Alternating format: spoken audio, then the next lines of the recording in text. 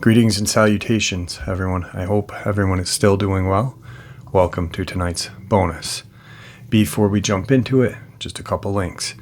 As y'all know, I rely on Patreon, PayPal, and the merch to help the channel to continue to grow and go. Links to Patreon and PayPal are in the description below, merch displayed directly under the video. Also, Dogman Frightening Encounters, Volume 1 through 3, the audiobook versions. They all were written and researched by Tom Lyons, narrated and produced by me, Jeff Nadolny.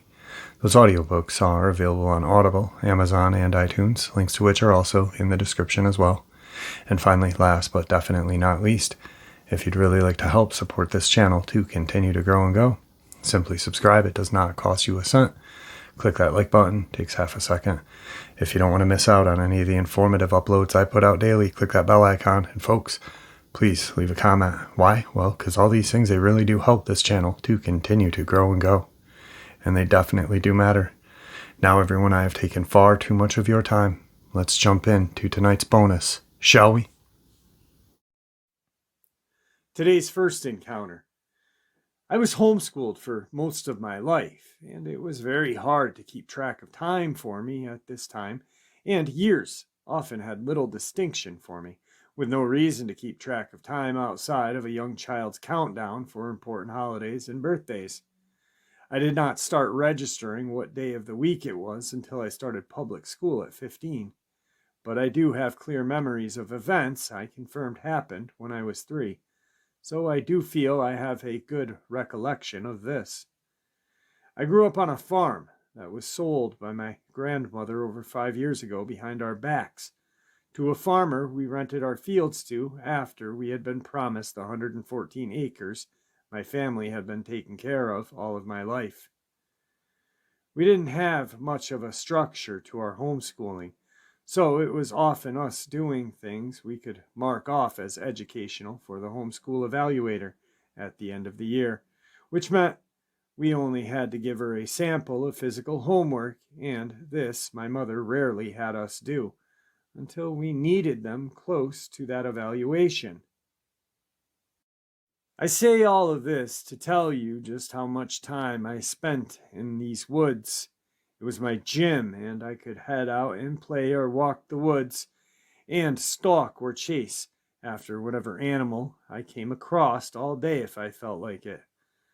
I was a stupid kid when it came to wild animals. I once tried to pet an animal I thought was a cat that I had cornered under our back porch step. But looking back, I know it was clearly a raccoon.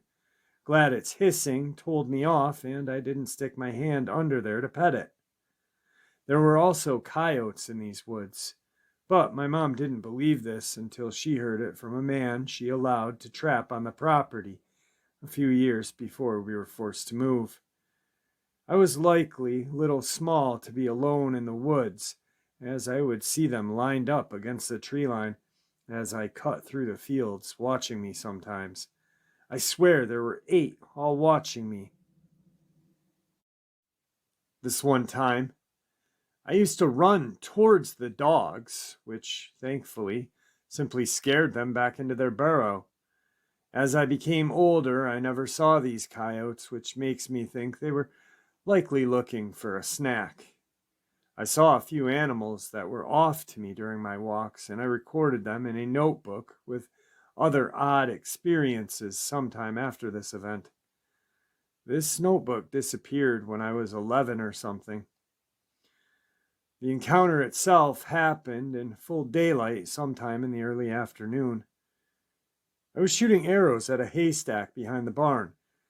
I wasn't with anyone. My dad was working in his shop.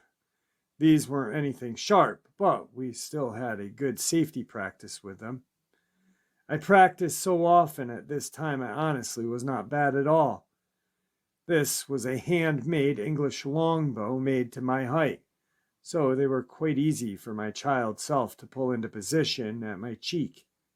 I haven't found a modern bow to work as easily, but I didn't learn a lot about those, and haven't done anything like that for a long time. I would go back and forth retrieving my arrows, as I only had 3 if I completely missed the haystack with my spray-painted target. These could go pretty far past them. We had a pasture off to my left connected to the barn and a large field all along my right. When the pasture ended, the field carried on for about twice the distance. The land was bridged together by woods that started after the pasture ended. So I just had a grass clearing far off into the distance where I would search for my painfully natural-looking arrows. As I was retrieving them, I noticed at the end of a far pasture. We had one fenced in with wire, but not usable, so it was just a chicken field. There's a large, sort of bulky, if not muscular-looking dog sitting somewhat oddly. I'm close enough to see its shape quite distinctly, but being fully black, there weren't a lot of details to make out, but I believe it may have had a dog-like snout, as I am pretty convinced I was looking at a dog. My parents didn't have a dog, so curious to see one on the property, I wanted to approach the animal to see if I could befriend it. This seemed perfectly natural at the time. Probably sounds pretty natural still, but I suddenly thought that I didn't notice it until I looked up and it was quite close to me, meaning it might have been sitting there watching me for a potentially long time. 10 or so feet from the corner of the outer fence, it stood beside what was a rather marshy, overgrown grass and green area. It sat there a minute as I began to get even closer to it, and then pushed itself up, no longer sitting. I remember it looked so much taller doing that, like the length of its arms/front legs were hidden by the black hair and distance. I say arms because this thing started swinging itself into the grass on its knuckles exactly like an ape. I saw it make maybe 3 of these motions and it was gone. I'm unsure if this animal had a tail or not. I think its movement had disturbed me at the time, but for whatever reason, after walking all the way back to the barn, I simply told my dad I had just saw a dog.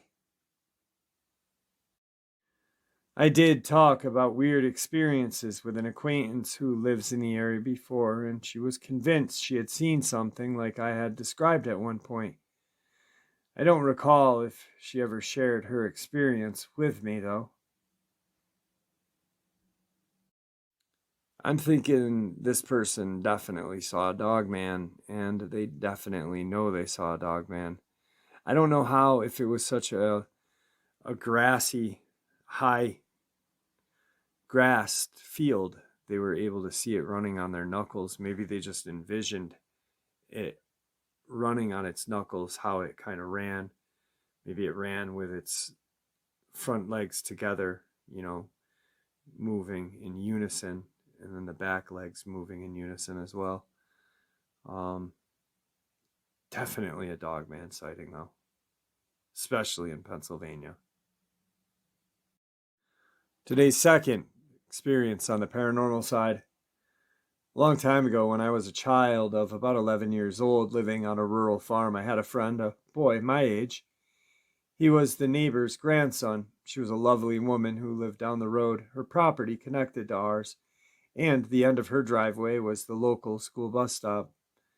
I used to visit before school for a cookie and a chat. Sometimes her grandson would visit, and we would get up to mischief with a quad bike, and there was also a go-kart that sat in the middle of the garden. Sometimes we would climb the hay barn and sit at the top, but it was the quad we had the most fun with.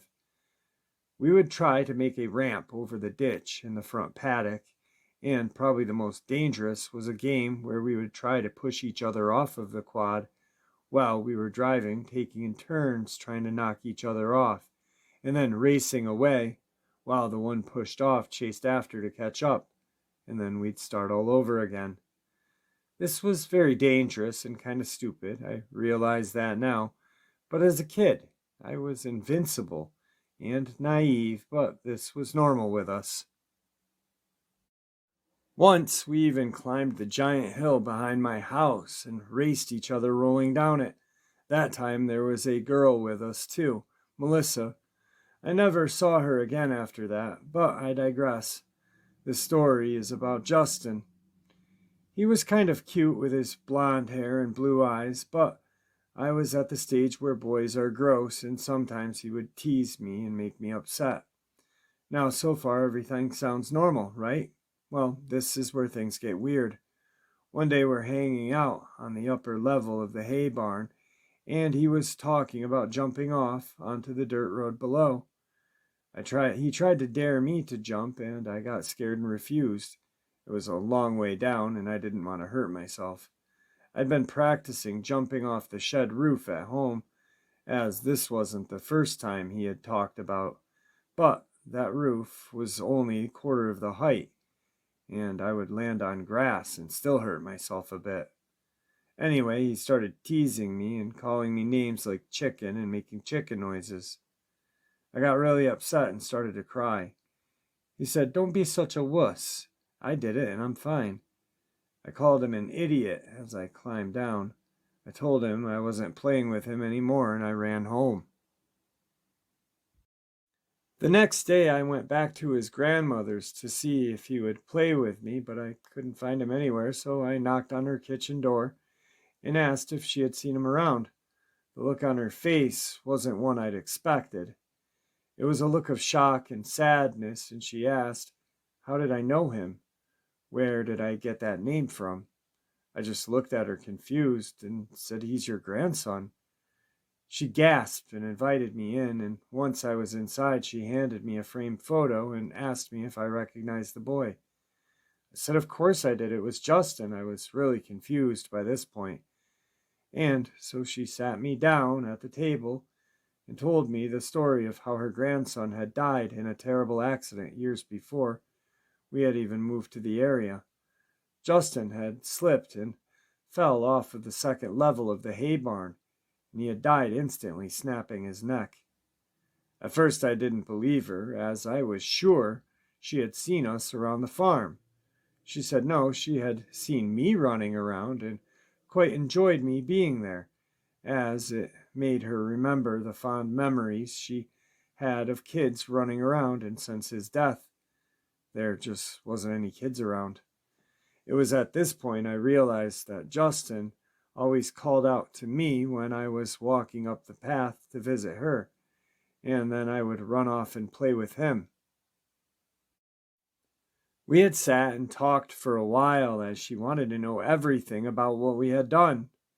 When I told her about the quad bike, she laughed and said he always loved that thing, but it had sat in the shed since the accident and would not run anymore. I also told her about rolling down the hill, but she had no idea who Melissa was. Anyway, it was getting late and I had to go home. As I left, I noticed the go-kart in the garden. It was not shiny red as I remembered it, but a rusted, faded orange with wheels half stuck in the ground, as if it had stopped working years ago. I asked her if that was his, and she said yes. She said she couldn't bear to get rid of it, so she just made it a permanent part of the garden. I never saw Justin after that, but I was always keeping a diary of sorts hidden under a bridge in a waterproof container with a pen, and every now and again I would discover writing that wasn't mine until I had moved out in a hurry and couldn't take it with me. Years later, I was going through my file and I saw Justin's name along with Melissa's, and my social worker had written that I had a wonderful imagination and that due to my loneliness and isolation, I had invented them as my imaginary friends, as no children lived anywhere near me. I know they weren't imaginary, as I remember them so vividly, and in the case of Justin, I wasn't the only one who remembered him. Also, how could I play such a dangerous game on the quad by myself? That thing had a cutoff switch that would have stopped the moment the driver got off. So how could I chase it unless Justin was driving? And also, how did I know how to drive it? as she stated that it doesn't run. Also, she is a smart, caring woman. She would not have let me do something so dangerous. So where did I go? Where she couldn't have seen me as I was driving around the front paddock, only a few meters from her house. So many questions left unanswered, but I do know this. I miss my crazy friend. Okay, so we have this road that leads from our town to a highway that has a McDonald's on it.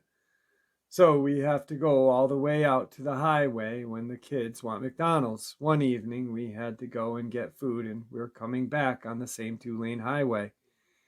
And it had just gotten to where we needed headlights on. We were about a mile down and the truck was coming towards us. We slowed down because my husband and I saw something, and it's weird to try and explain, but it was like the size of a wolf, but whatever it was reminded me of the predator when he went invisible. We could see it, but it looked like the road and part of the grass.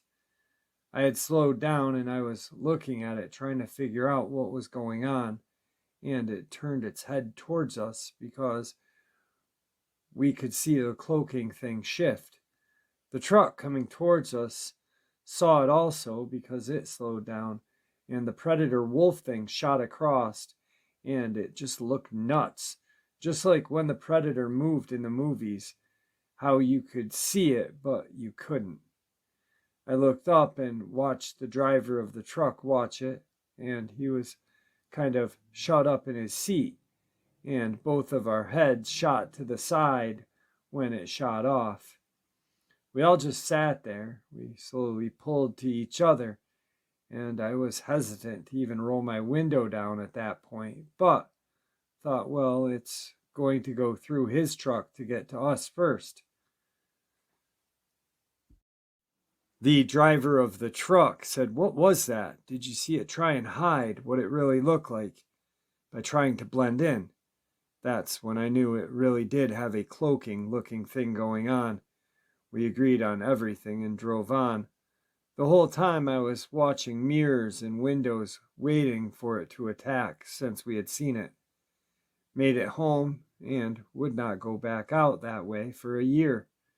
We've talked about it around here before, and a few others have described the same thing before. I even mentioned the predator cloaking thing. What could it be?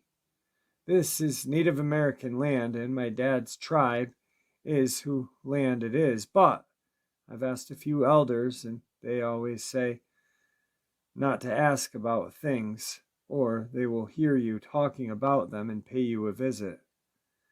That's kind of like them saying not to whistle at night, eat in the dark, or leave your hairbrush with hair in it. Just the way we were raised, but I need to know what it was. So I kind of want to end this upload on a theory of mine. I believe what these people saw was a Dogman cloaking. I've always kind of felt like the Dogman or Bigfoot and Dogman possibly can cloak. I received a picture from a subscriber in Scotland who was out in her backfield taking some pictures of some deer. Lo and behold, when she's snapping these photos, is what I believe to be a Dogman cloaking or fully cloaked. And I believe that's why we don't have pictures of these things. In Russia, there was a scientist, and she led a team of researchers out into the vast wilderness. It was privately funded. Even though it was privately funded, the government, she was forced to be accompanied by the government. They did not add any money to the investigation or research. They just came along, not to protect them, but to, if they found proof of Sasquatch being able to cloak, to take whatever information they had, and the Russians could then weaponize it.